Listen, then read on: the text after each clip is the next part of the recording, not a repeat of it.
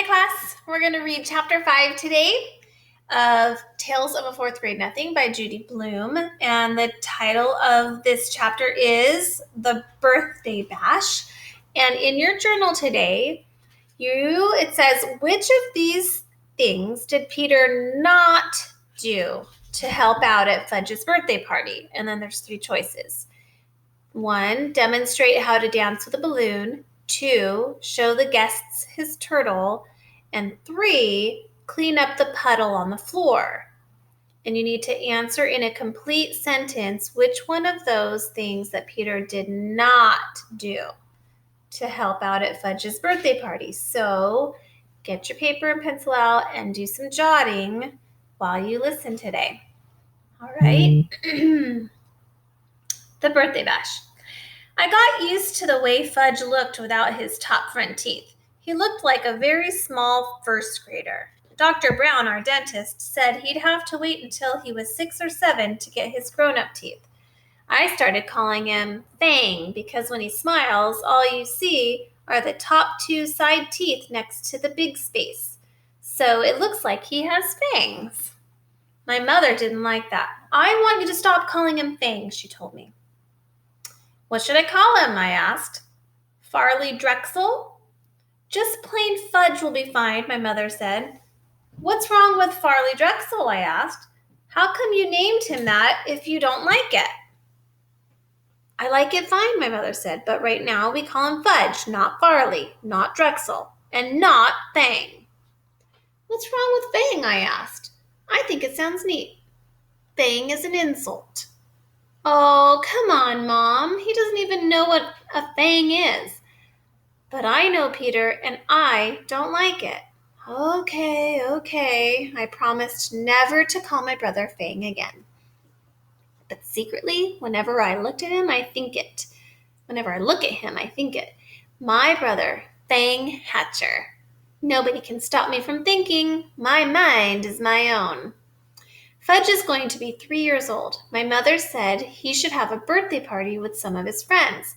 He plays with 3 other little kids who live in our building. There's Jenny, Ralph, and Sam. My mother invited them to Fudge's party. Grandma said she'd come over to help. My father couldn't make it. He had a Saturday business appointment. I wanted to go to Jimmy Fargo's, but my mother said she needed me to supervise the games. The kids were invited from 1 until 2:30. That's only an hour and a half, my mother reminded me. That's not so bad, is it, Peter? I don't know yet, I told her. Ask me later. The kitchen table was set up for the party. The cloth and napkins and paper plates and cups all matched. They had pictures of Superman on them. Right before the party time, Grandma tried to change Fudge into his new suit, but he screamed his head off about it. No suit! No! My mother tried to reason with him. It's your birthday, Fudgy. All your friends are coming. You want to look like a big boy, don't you? While she was talking to him, she managed to get him into his shirt and pants, but he wouldn't let her put on his shoes. He kicked and carried on until my mother and grandmother were both black and blue. Finally, they decided as long as he was in his suit, his feet didn't matter. So he wore his old bedroom slippers. Ralph arrived first. He's really fat. Okay, time out. Do we ever say that to someone? Now, remember in stories, authors might say some words that we might not normally say. So that's one of them. We don't ever call someone that. And he isn't even 4 years old. He doesn't say much either. He grunts and grabs a lot, though. Usually his mouth is stuffed full of something. So the first thing Ralph did was wander into the kitchen. He looked around for something to eat. My grandma was guarding the place. She kept telling him, No, must wait until the other children come. Jenny arrived next. She was wearing little white gloves and party shoes. She even carried a pocketbook. Besides that, she had on dirty jeans and an old sweater. Her mother apologized for her clothes, but said she couldn't do anything with Jenny lately, especially since she had taken to biting. What does she bite? I asked, thinking about furniture, toys, or stuff like that. She bites people, Jenny's mother said. But you don't have to worry about it unless her teeth go through the skin. Otherwise, it's perfectly safe. I thought, poor old Fudge, he can't even bite back since he hasn't got any top front teeth. I looked at Jenny. She seemed so innocent. It was hard to believe she was a vampire. Sam came last. He carried a big present for Fudge, but he was crying. It's just a stage he's going through, his mother explained. Everything scares him, especially birthday parties. But he'll be fine, won't you, Sam? Sam grabbed onto his mother's leg and screamed, "Take me home! Take me home!"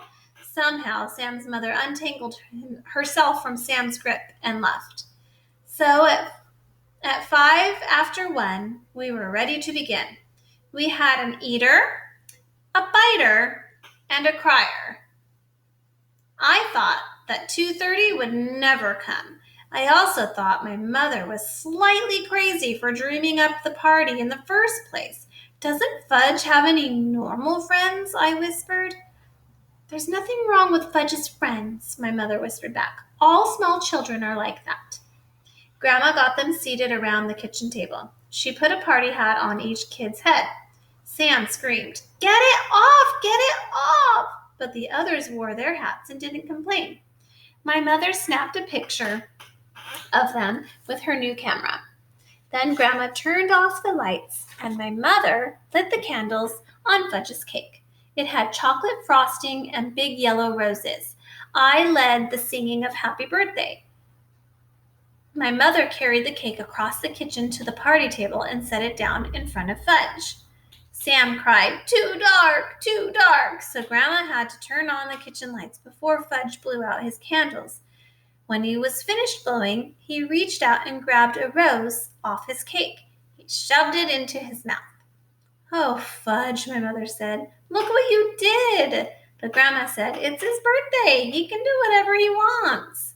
So Fudge reached over and grabbed a second rose. I guess Fat Ralph couldn't stand seeing Fudge eat those yellow roses because he grabbed one too. By that time, the cake looked pretty messy. My mother finally came to her senses, took the cake away, and sliced it up. Each kid got a Dixie cup, a small piece of cake, and some milk.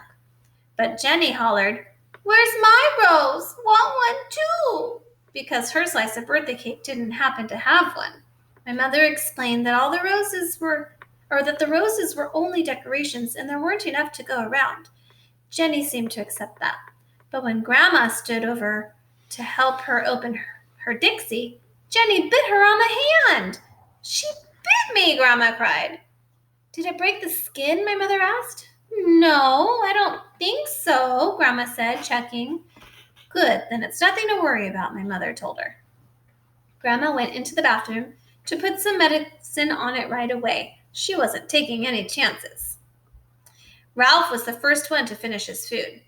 "More, more, more," he sang, holding up his empty plate.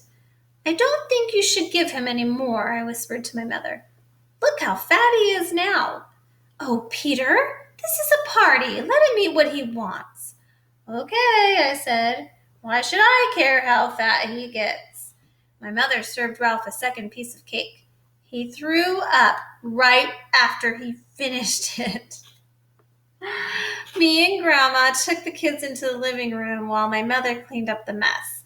Grandma told Fudge he could open his presents while his friends watched. Jenny brought him a musical Jack-in-the-Box. When you turn the handle around, it plays "Pop Goes the Weasel."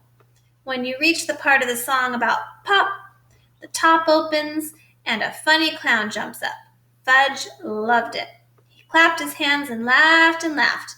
But Sam started to scream. "No, no more! Take it away!" He hid his face in his hands and wouldn't look up until Grandma promised to put the Jack-in-the-Box in another room. Fudge opened Ralph's present next. It was a little wind-up car that ran all over the floor. I kind of liked it myself. So did Ralph, because he grabbed it away from Fudge and said, "Mine!" No, Fudge shouted, mine! When my mother heard the racket, she ran in from the kitchen. She explained to Ralph that he had brought the car to Fudge because it was his birthday. But Ralph wouldn't listen. I guess my mother was afraid he might throw up again, and this time on the living room rug. So she begged Fudge to let Ralph play with the car for a few minutes. But Ralph kept screaming it was his car, so Fudge started to cry. Finally, my mother took the car away and said, "Let's see what Sam brought you." Fudge liked that idea. He forgot about the little car as he ripped the paper and ribbon off Sam's package. It turned out to be a big picture dictionary, the same kind the Yarbys brought me a couple of months ago. Fudge got mad when he saw it. "No," he yelled, "no more book!" He threw it across the room. "Fudge, that's terrible," my mother said. "You mustn't do that to that nice book." "No book," Fudge said. Sam cried. "He doesn't like it. He doesn't like my present. I want to go home. I want to go home." Grandma tried to comfort Sam while my mother picked up the book. She gathered the wrapping paper and ribbons and cards together.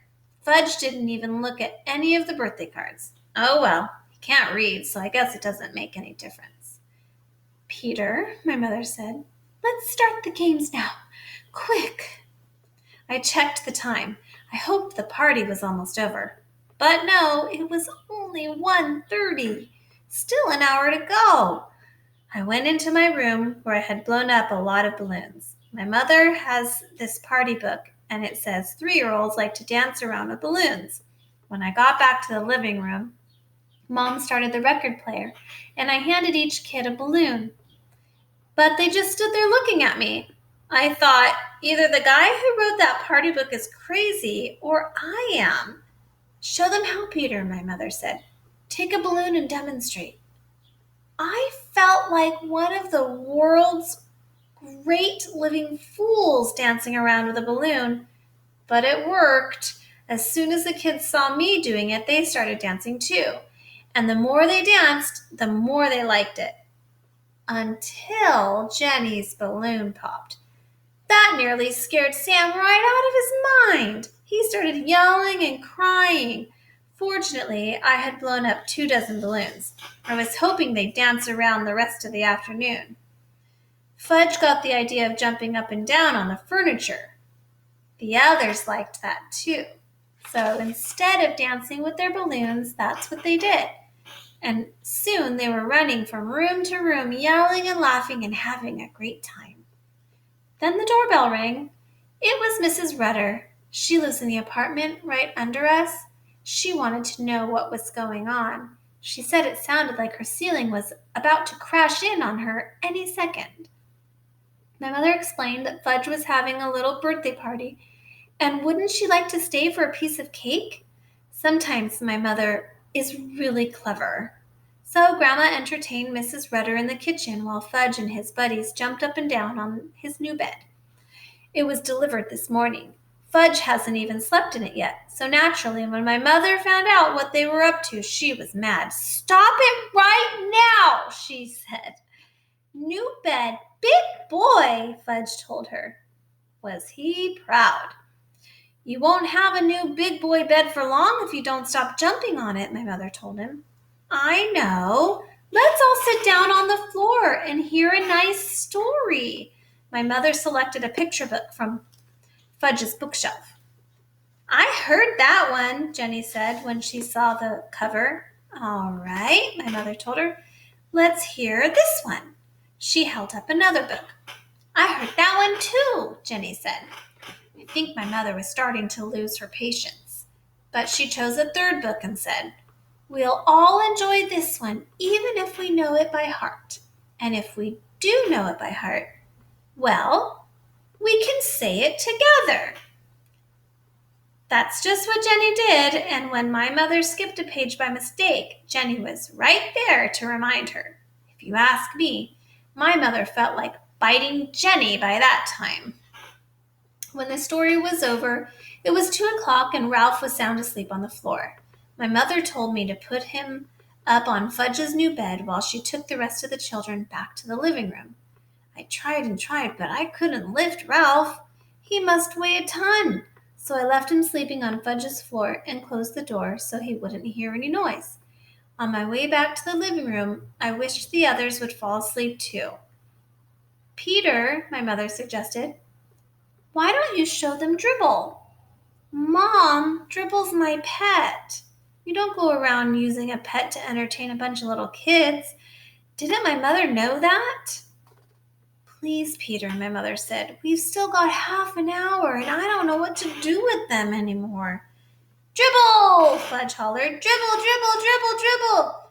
I guess Sam and Jenny liked the way that sounded because they started to shout, Dribble, dribble, dribble, even though they didn't even know what they were talking about. Oh, all right, I said. I'll show you Dribble, but you've got to promise to be very quiet. You mustn't make a sound. You might scare him, okay? They all said, okay. My mother went into the kitchen to chat with Grandma and Mrs. Rudder. I went into my room and came back carrying Dribble in his bowl. I put my finger over my lips to remind Fudge and his friends to be quiet. It worked. At first, nobody said a word. I put Dribble down on a table. Fudge and Sam and Jenny stood over his bowl. Oh, turtle, Jenny said. Yes, Dribble's a turtle. My turtle, I said in a soft voice. See, Fudge whispered. They can all see, I told Fudge. Nice turtle, Sam said. I wondered why he wasn't afraid this time. What does Dribble do? Jenny asked. Do? He doesn't do anything special, I said. He's a turtle. He does turtle things. Like what? Jenny asked. What was with this kid anyway? Well, I said, he swims around a little and he sleeps on his rock and he eats. Does he make? Jenny asked. Make? I said. Make a tinkle?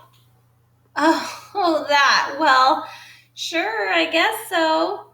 Jenny laughed. So did Sam and Fudge.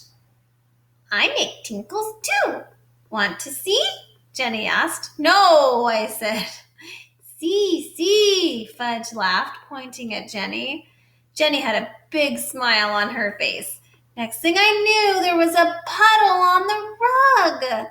Mom, I hollered, come quick. My mother dashed in from the kitchen. What, Peter? What is it? Just look at what Jenny did, I said. What is that? My mother asked, eyeing the puddle. She made on the floor, I said, and on purpose. Oh, Jenny, my mother cried, you didn't. Did too, Jenny said. That was very naughty, my mother told her. You come with me. She scooped up Jenny and carried her into the bathroom. After that, Mom mopped up the puddle. Finally, the doorbell rang. It was 2:30. The party was over. I could hardly believe it. I was beginning to think it would never end.